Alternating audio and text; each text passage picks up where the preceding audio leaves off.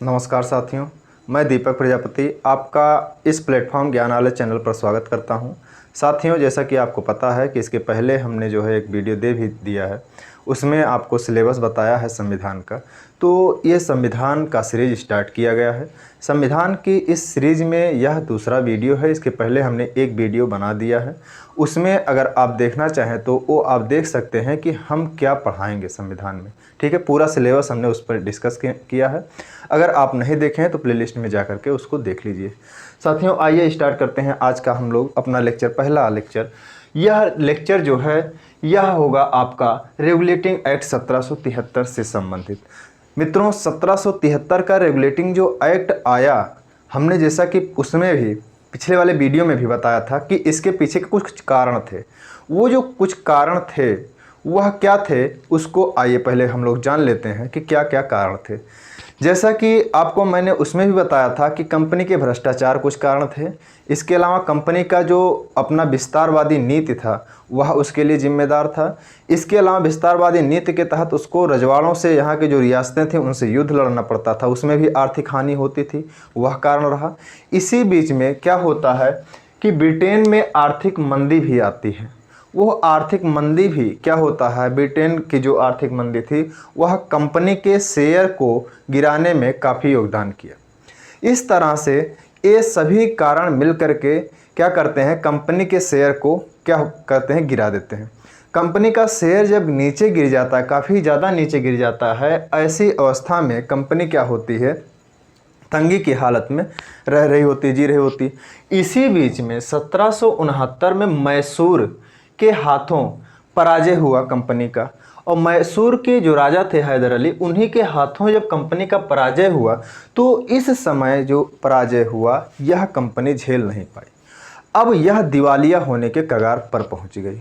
जब यह दिवालिया होने के कगार पर पहुंच गई तब कंपनी ने क्या किया, ब्रिटेन की सरकार से कर्ज की मांग किया।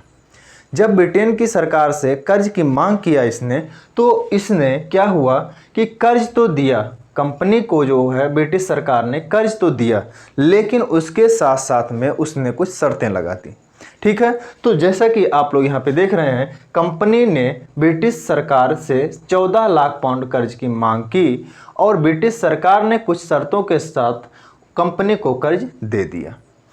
तो ये जो शर्तें थी, यही शर्तें ही साथियों 1773 का रेगुलेटिंग एक्ट के रूप में जाना जाता है। ये जो शर्तें थीं, उन शर्तों में कौन कौन सी शर्तें थीं उसको हम लोग आगे पढ़ेंगे।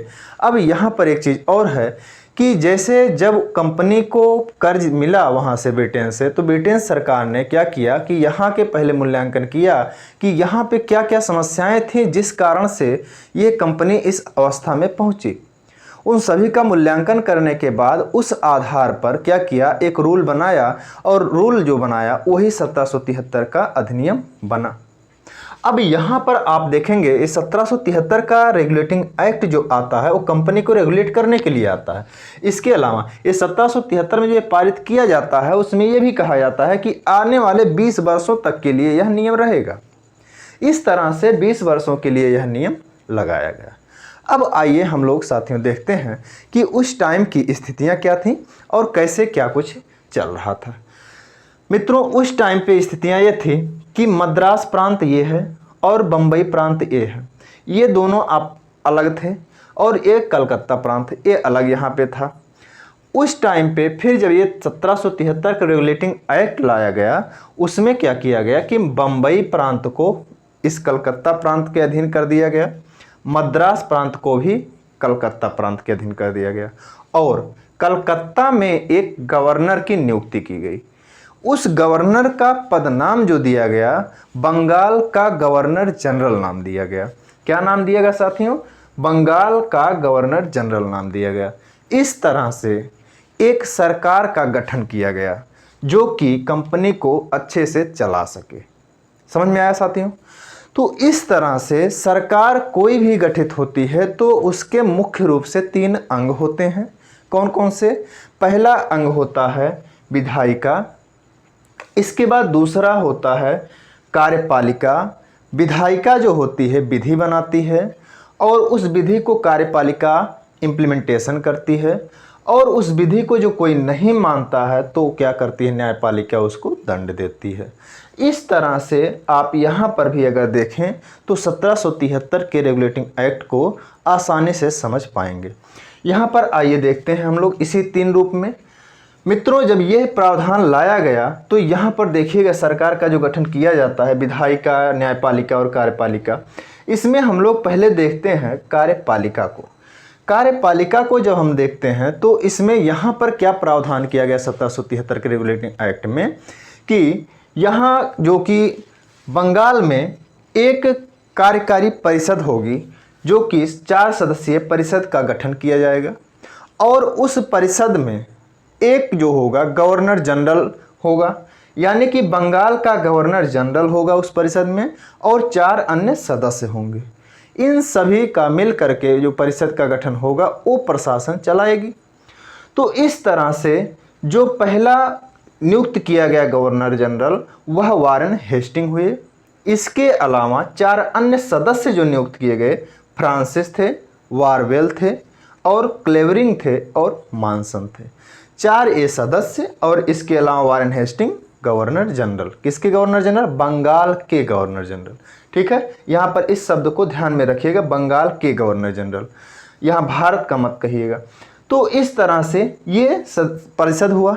लेकिन यहाँ पर आपको ध्यान देने की ज़रूरत है साथियों, ये जो परिषद थी, ये परिषद के जो एक कार्यकारी प्रमुख के रूप में दिख रहे हैं गवर्नर जनरल, यही सर्वोच्च सर्वोसर्वा नहीं थे।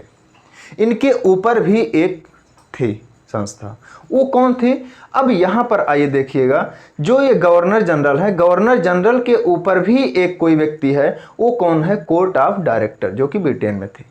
कोर्ट ऑफ डायरेक्टर को ये गवर्नर जनरल सारी रिपोर्ट करते थे, सेना से संबंधित हो, कर से संबंधित हो, युद्ध से संबंधित हो, या कोई भी ऐसी बातें हो, जो चीज़ें यहाँ पर हो रही हैं वो सारी बातें क्या करते थे? ये कोर्ट ऑफ डायरेक्टर को देते थे। यानी कि गवर्नर जनरल अपने आप में सब कुछ नहीं था, वह भी जवाबदेह था किसके प्रति? कोर्ट ऑफ डायरेक्टर के अधीन था। इतना क्लियर हुआ आपको? अब आगे आते हैं हम लोग साथियों। अब यहाँ पर देखिएगा कोर्ट ऑफ डायरेक्टर का जो यहाँ पर आगे देखिएगा, ये कोर्ट ऑफ डायरेक्टर के नीचे जो कार्यपालिका का है, यहाँ पर गवर्नर जनरल। गवर्नर जनरल को क्या दिया गया साथियों?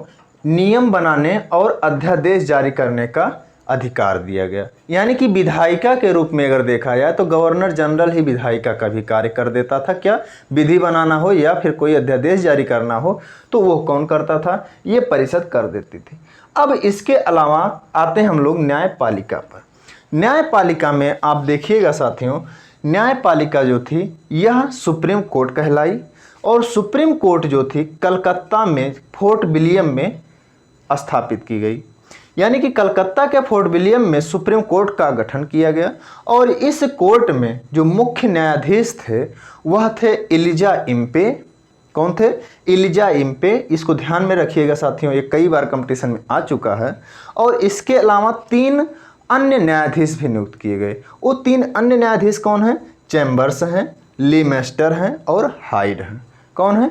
चैम्बर्स हैं, लीमेस्टर हैं और हाइड हैं। ये भी पूछा गया है कि 3 अन्य न्यायाधीशों में कौन नहीं है, तो 3 तो ये रहेंगे, इसके अलावा एक नहीं रहेगा तो ही आपको उसको चुनना होगा। तो इस तरह से आपने देखा यहाँ पर न्यायपालिका भी हो गई।